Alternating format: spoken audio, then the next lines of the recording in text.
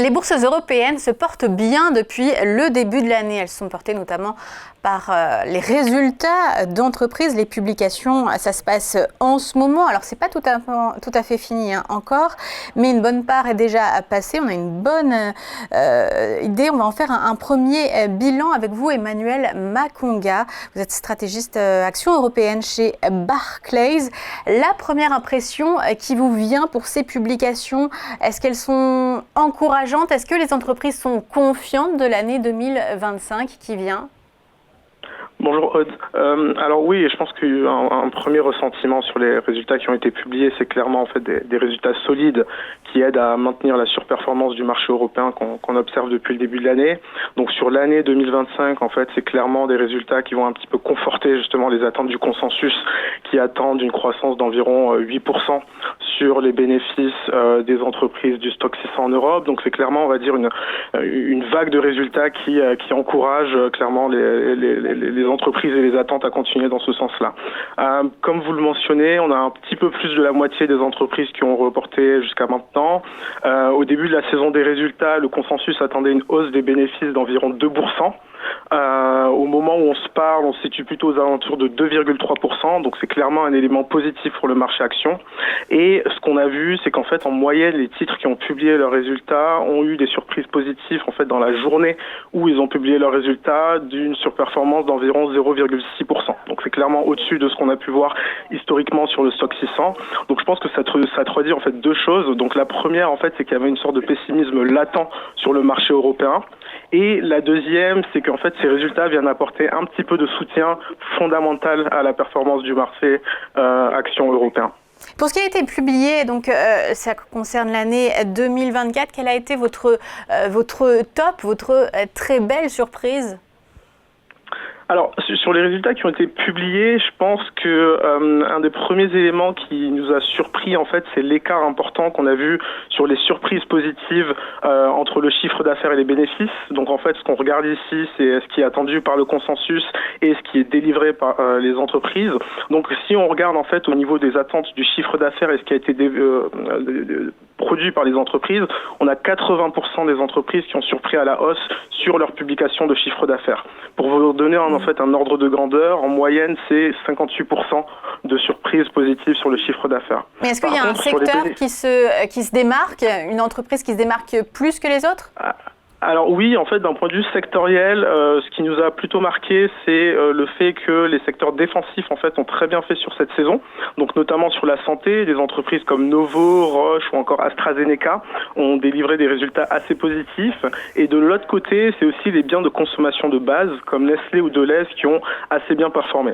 Alors une des façons dont on explique en fait cette surperformance et ces résultats positifs, c'est notamment par le fait que en fait, c'est des entreprises qui génèrent beaucoup de revenus à l'étranger et sur le dernier trimestre de l'année 2024, en fait, l'euro a été plus faible qu'attendu et ça a aidé à justement pour ces entreprises de générer un petit peu plus de chiffre d'affaires. Le deuxième secteur qui nous a surpris positivement sur cette saison des résultats, c'est les financières, donc particulièrement les banques qui ont délivré des résultats très solides avec des entreprises voilà comme Société Générale, BNP ou BBVA. C'est un secteur qui surperforme de 8% depuis le début de l'année et ça a clairement été soutenu par des profits qui ont été meilleurs qu'attendus, des revenus élevés, mais aussi en fait des programmes de rachat d'actions et des programmes de dividendes qui ont été bien accueillis par les investisseurs. Mais sur les banques, justement, l'année 2024 a été belle. Il y a aussi eu les activités de trading qui sont très bien portées. Pour l'année 2025, est-ce qu'il y a encore du potentiel à aller chercher pour les banques européennes ou alors est-ce qu'elles vont être touchées inégalement? On sait que Unicredit marche très très bien depuis le début de l'année, mais aussi toute l'année dernière et qu'elle a beaucoup d'ambition sur le paysage européen. Est-ce qu'il y a des banques qui peuvent s'en sortir plus que d'autres ou est-ce que c'est sectoriellement c'est un secteur qui marche bien?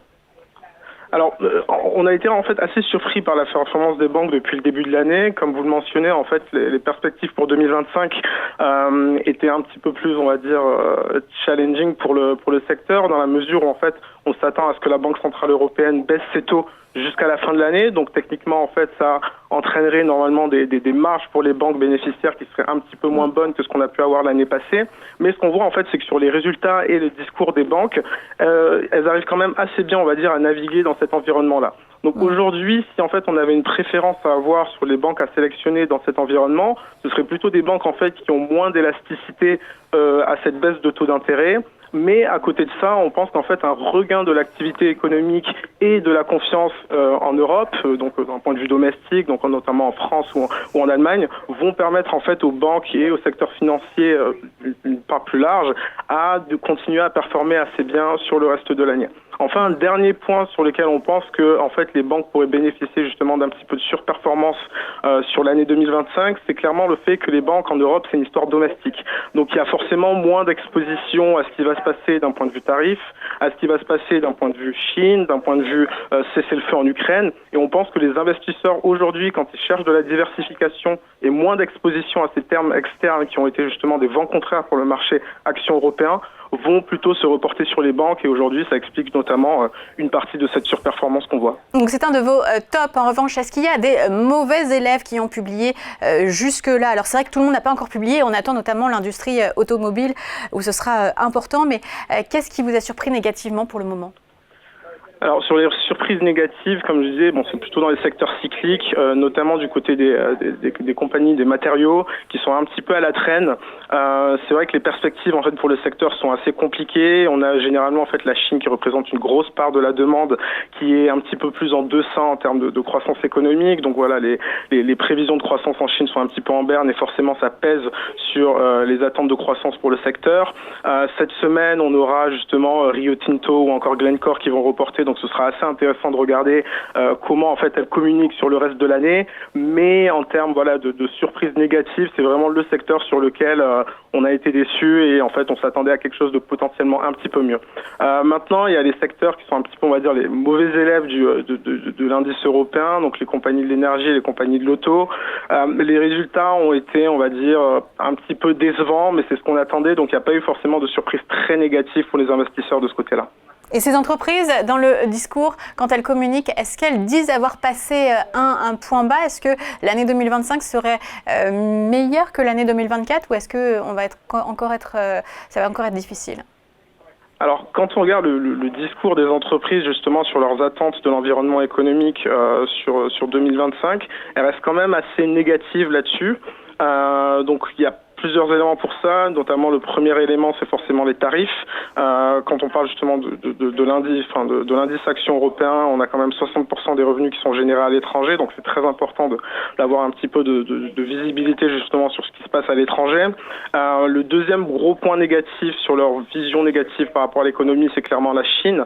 Aujourd'hui, on a un petit peu un point mort sur ce qui se passe en Chine et c'est assez compliqué d'avoir des perspectives positives là-dessus. Et quand on regarde justement le discours des managements, ils continuent d'être assez pessimiste sur cet environnement-là. Donc aujourd'hui, on ne voit pas forcément d'amélioration sur les attentes de l'environnement économique à 2025. Cependant, un élément qui est assez positif, c'est plutôt en fait sur le côté des marges qui ont été quand même assez négatives sur cette saison des résultats. On voit que les compagnies restent quand même assez optimistes sur leur capacité à maintenir des marges assez hautes. Donc on va dire qu'en fait leur vision de 2025 se situe plutôt sur leur capacité en fait à maintenir des prix assez élevés pour délivrer des bénéfices qui restent quand même assez hauts, mais pas forcément sur une reprise très forte de l'activité économique qui leur permettra de délivrer des bénéfices élevés cette année. Voilà, c'était votre tour d'horizon des publications européennes jusqu'à présent. Emmanuel Makonga, donc de Barclays. Merci à vous. Merci, au revoir.